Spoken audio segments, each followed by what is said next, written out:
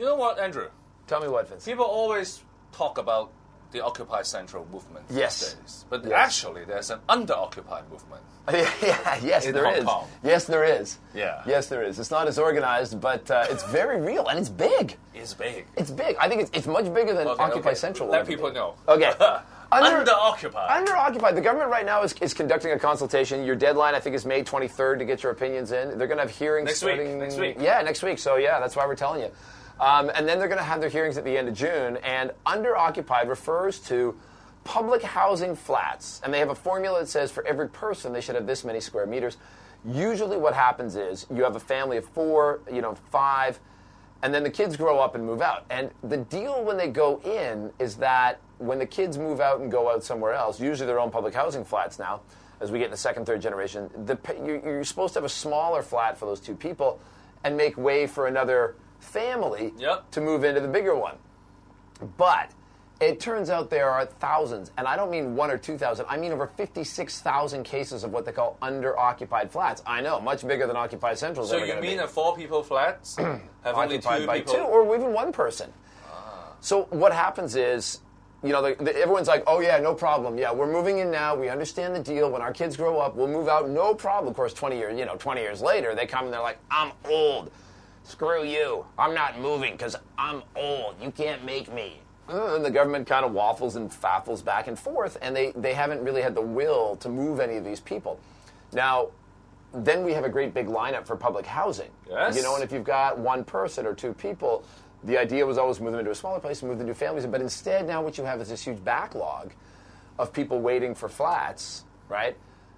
And they can't get in because these other people aren't living up to the deal they agreed to so many years ago. And you know what? They even asked the district councillors for help. Okay.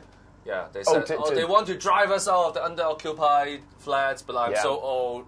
You have to help me. I vote for you. Yeah, and the district councils are getting So the district council was actually not on the helping side. Yeah.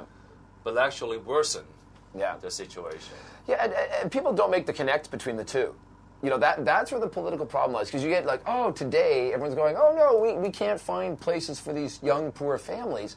And then the next day, it's like, they're trying to throw some old lady out of her flat. And they don't realize the two are necessarily connected. The same. Yeah, I mean, if you had, 10,000 families with their kids out in front of where a bunch of old people were holding on to their ginormous, well, not ginormous, they're not ginormous, they're, still quite modest, but holding on to their so-called under-occupied flats, then you might see the connection between the two, but neither one is really politically organized. So all you end up with is one day not enough flats for families, the next day you're trying to throw Granny out in the street. Even though they're not throwing Granny out in the street, they're just trying to move her into another flat. I think they should have a policy. Yeah. They must have a policy. I mean, even for driving out grannies, they have to come up with a much nicer way. Yeah. If they have a better flats, say, for 2 people, yeah, or much better elderly homes, yeah, then they are more willing yeah, to move out at least. They've got a number of incentives, so they give them like a one-off moving cash bonus allowance, whatever you want to call it. So they will give them cash to move. I think what they're going to have to do is make these places more attractive, and something they're probably going to have to do anyways in terms of providing services for the elderly. You get a flat with a panic button, with a clinic inside a larger facility. And that's why they're having this consultation now, is to try and figure out, because it was a kind of problem they didn't expect, and it kind of crept up on them. But now with over 56,000 some odd cases, right, it's a problem. And people are waiting to get into these flats, and so they got to figure out what to do. So if you want to get your opinions in, you got to May 23rd. Yes, May 23rd is the deadline, mm-hmm. and I think the keyword for today, if I choose, will be abuse. Somebody is abusing the system. Some people are abusing the system, absolutely, and hopefully we can get that fixed up. Okay, all right. Thank you. Cheers.